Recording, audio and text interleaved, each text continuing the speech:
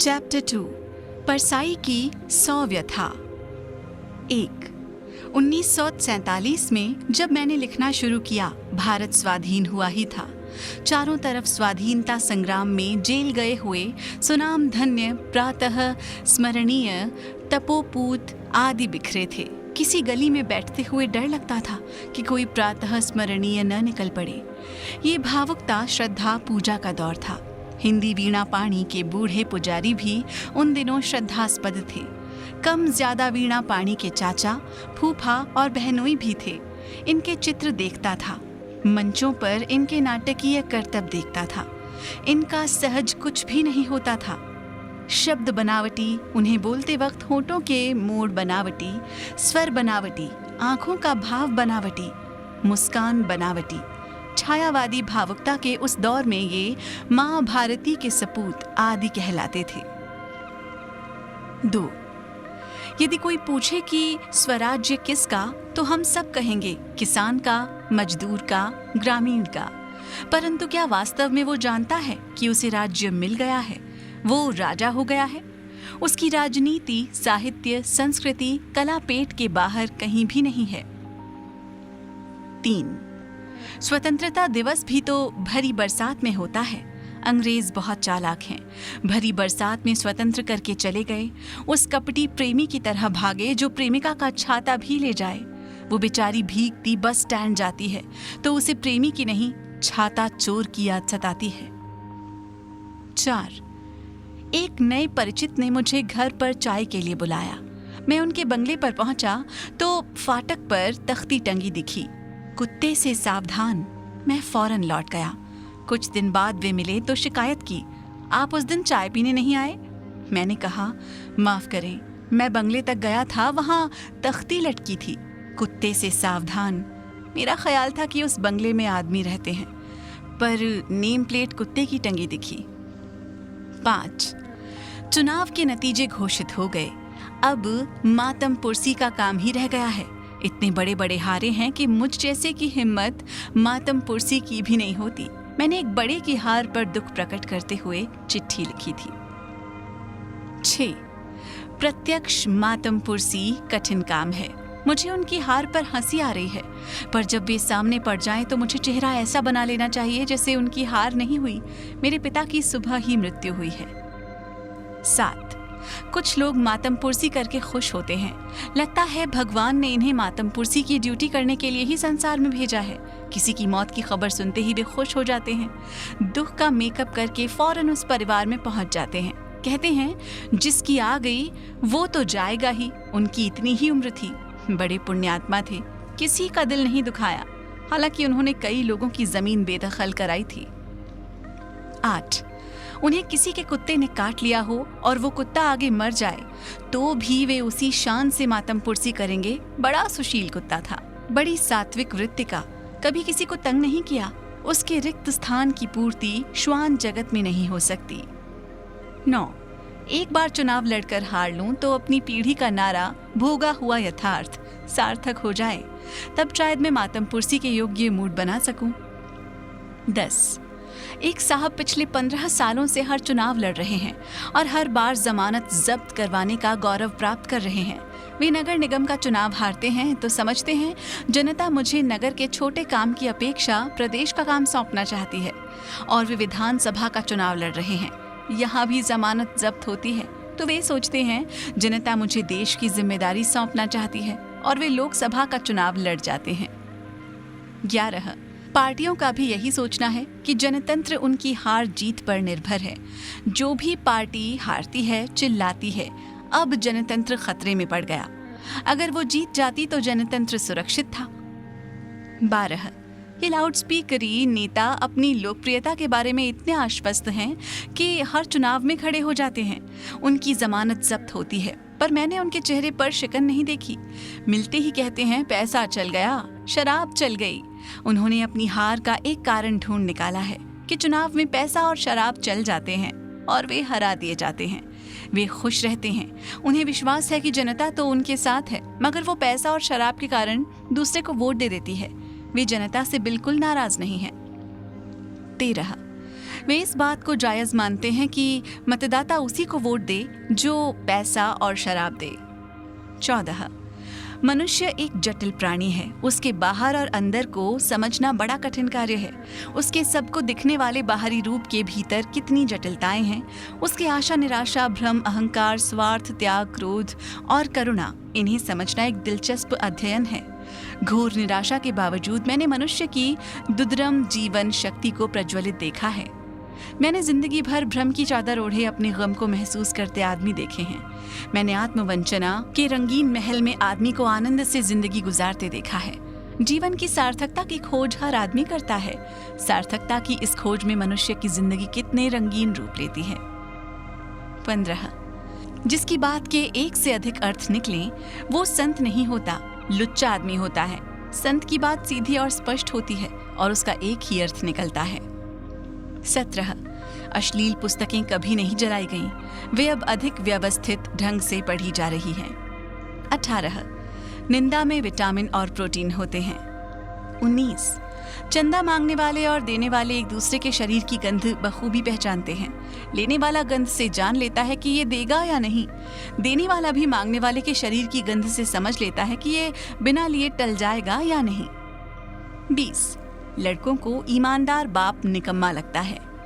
21, दिवस कमजोर का मनाया जाता है, जैसे महिला दिवस, अध्यापक दिवस, मजदूर दिवस। कभी थानेदार दिवस नहीं मनाया जाता।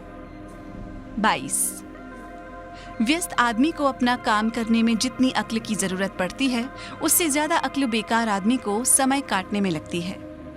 23, जिनकी हैसियत है वे एक से भी ज्यादा बाप रखते हैं। एक घर में, एक दफ्तर में, एक दो बाजार में, एक हर राजनीतिक दल में। 24, आत्मविश्वास कई प्रकार का होता है, धन का, बल का, ज्ञान का, लेकिन मूर्खता का आत्मविश्वास सर्वोपरि होता है।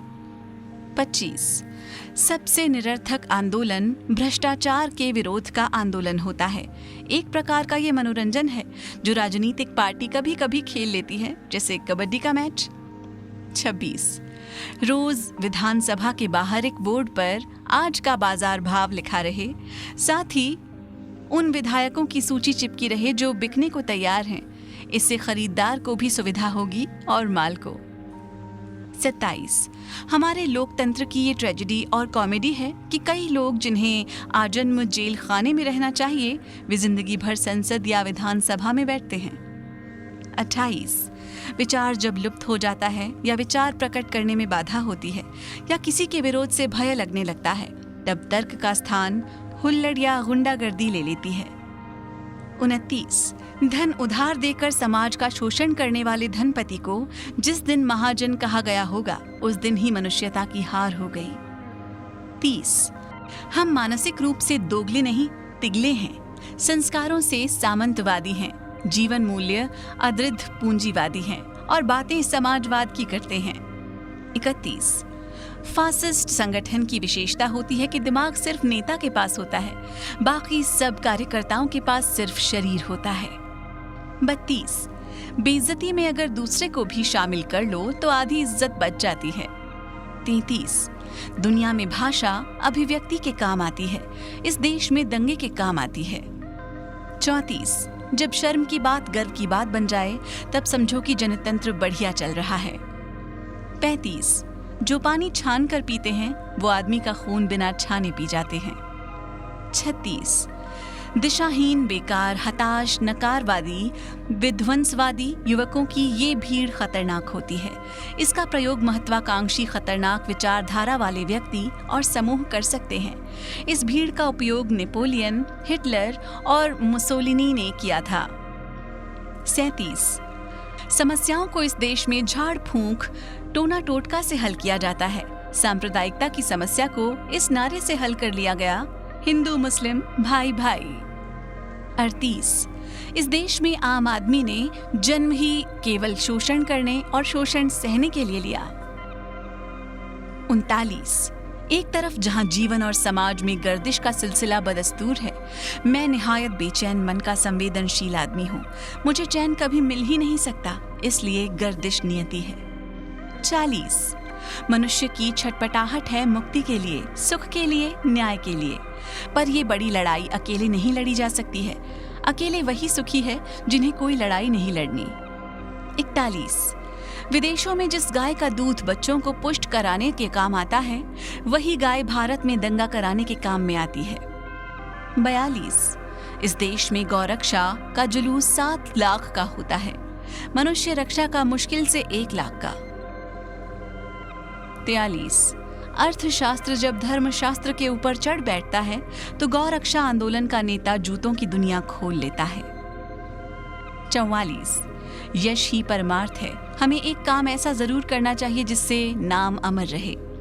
45। सत्य को भी प्रचार चाहिए, अन्यथा वो भी मिथ्या मान लिया जाता है। 46। अकेले वही सुखी है जिन्हें कोई लड़ाई नहीं लड़नी। 47। तारीफ करके आदमी से कोई भी बेवकूफी करवाई जा सकती है। 48। इस कौम की आधी ताकत लड़कियों की शादी करने में जा रही है, पाव ताकत छिपाने में जा रही है, शराब पीकर छिपाने में, प्रेम करके छिपाने में, घूस लेकर छिपाने में। बची हुई पाव ताकत से देश का निर्माण हो रहा है। तो जितना हो रहा है बहुत हो रहा है, आखिर 1/4 ताकत से कितना होगा? 49। हमारे देश में सबसे आसान काम आदर्शवाद बघारना है और फिर घटिया से घटिया उपयोगितावादी की तरह व्यवहार करना है। 50। कई सदियों से हमारे देश के आदमी की प्रवृत्ति बनाई गई है अपने को आदर्शवादी घोषित करने की, त्यागी घोषित करने की। पैसा जोड़ना त्याग की घोषणा के साथ ही शुरू होता है। 51। कोई विज्ञापन ऐसा नहीं देखा जिसमें पुरुष स्त्री से कह रहा हो कि ये साड़ी या ये स्नो खरीद लो। अपनी चीज वो खुद पसंद करती है, मगर पुरुष की सिगरेट से लेकर टायर तक में दखल देती है। 52। आम भारतीय जो गरीबी की रेखा पर, गरीबी की रेखा के नीचे है, वो इसलिए जी रहा है कि उसे विभिन्न रंगों की सरकारों के वादों पर भरोसा नहीं है। भरोसा हो जाए तो वो खुशी से मर जाए। ये आदमी अविश्वास, निराशा और साथ ही जिजीविषा खाकर जीता है। 53। स्मगलिंग तो अनैतिक है, पर स्मगल किए हुए सामान से अपना या अपने भाई भतीजे का फायदा होता है तो ये काम नैतिक हो जाता है। 54। इस देश में जो किसी की नौकरी नहीं करता वो चोर समझा जाता है। गुलामी के सिवाय शराफत की कोई पहचान हम जानते ही नहीं हैं। 55। मैं इतना बड़ा लेखक हूँ, यहाँ 3 गर्ल्स कॉलेज हैं, उनकी सारी लड़कियों को मेरे इर्द गिर्द होना चाहिए कि नहीं, मगर कोई नहीं आती। 56। साहित्य में जब सन्नाटा आता है तब कुत्ते भौंक कर उसे दूर करते हैं, या साहित्य की बस्ती में कोई अजनबी घुसता है तब भी कुत्ते भौंकते हैं। 57। साहित्य में 2 तरह के लोग होते हैं, रचना करने वाले और भौंकने वाले। साहित्य के लिए दोनों जरूरी हैं। 58। सफेदी की आड़ में हम बूढ़े वो सब कर सकते हैं जिसे करने की तुम जवानों की भी हिम्मत नहीं होती। 59। बाराती से ज्यादा बर्बर जानवर कोई नहीं होता, ऐसे जानवरों से हमेशा दूर रहना चाहिए। लौटती बारात बहुत खतरनाक होती है, उसकी दाढ़ में लड़की वाले का खून लग जाता है और वो रास्ते में जिस तिस पर झपटती है। 60। किसी अलौकिक परम सत्ता के अस्तित्व और उसमें आस्था मनुष्य के मन में गहरे धंसी होती है। ये सही है, इस परम सत्ता को मनुष्य अपनी आखिरी अदालत मानता है। 61। इस परम सत्ता में मनुष्य दया और मंगल की अपेक्षा करता है, फिर इस सत्ता के रूप बनते हैं, प्रार्थनाएं बनती हैं। 62। आराधना विधि बनती है, पुरोहित वर्ग प्रकट होता है, कर्मकांड बनते हैं, संप्रदाय बनते हैं, आपस में शत्रु भाव पैदा होता है, झगड़े होते हैं, दंगे होते हैं। 63।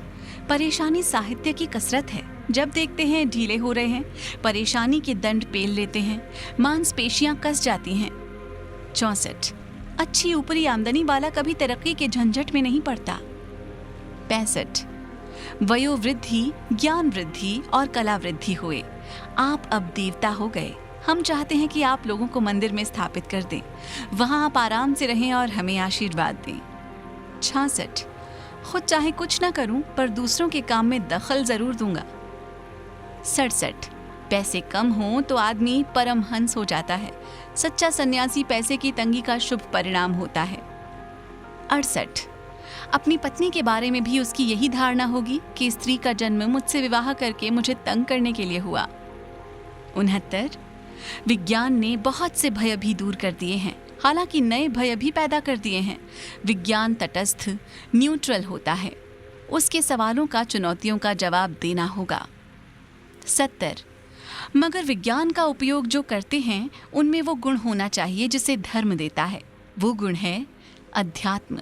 अंततः मानवतावाद, वरना विज्ञान विनाशकारी भी हो जाता है। 71 न्याय को अंधा कहा गया है। मैं समझता हूँ न्याय अंधा नहीं, काना है, एक ही तरफ देख पाता है। 72 इस देश के बुद्धिजीवी सब शेर हैं, पर वे सियारों की बारात में बैंड बजाते हैं। 73 मनुष्य अपनी हीनता से दबता है। वो दूसरों की निंदा करके ऐसा अनुभव करता है कि वे सब निकृष्ट हैं और वो उनसे अच्छा है। उसके अहम की इससे तुष्टि होती है। 74 सोचना एक रोग है। जो इस रोग से मुक्त हैं और स्वस्थ हैं वे धन्य हैं। 75 हीनता के रोग में किसी के अहित का इंजेक्शन बड़ा कारगर होता है। 76 नारी मुक्ति के इतिहास में ये वाक्य अमर रहेगा कि एक की कमाई से पूरा नहीं पड़ता। 77 एक बार कचहरी चढ़ जाने के बाद सबसे बड़ा काम है अपने ही वकील से अपनी रक्षा करना। 78 मैं ईसा की तरह सूली पर से ये नहीं कहता पिता उन्हें क्षमा कर, वे नहीं जानते वे क्या कर रहे हैं। मैं कहता पिता इन्हें हरगिज़ क्षमा न करना, ये कमबख्त जानते हैं कि ये क्या कर रहे हैं। 79 विवाह का दृश्य बड़ा दारुण होता है। विदा के वक्त औरतों के साथ मिलकर रोने को जी करता है। लड़की के बिछुड़ने के कारण नहीं, उसके बाप की हालत देखकर लगता है।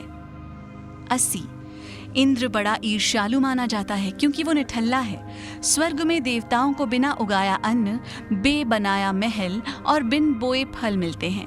अकर्मण्यता में उन्हें अप्रतिष्ठित होने का भय रहता है, इसलिए कर्मी मनुष्यों से उन्हें ईर्ष्या होती है।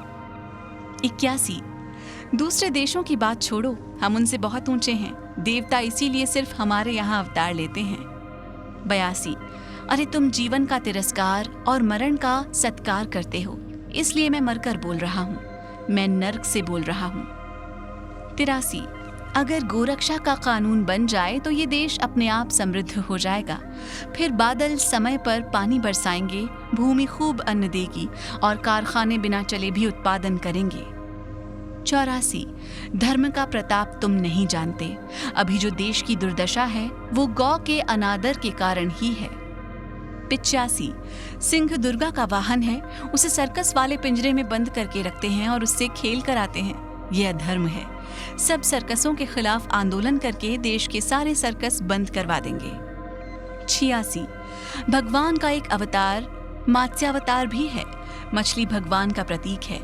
हम मछुओं के खिलाफ आंदोलन छेड़ देंगे। सरकार का मत्स्य पालन विभाग बंद करवा देंगे।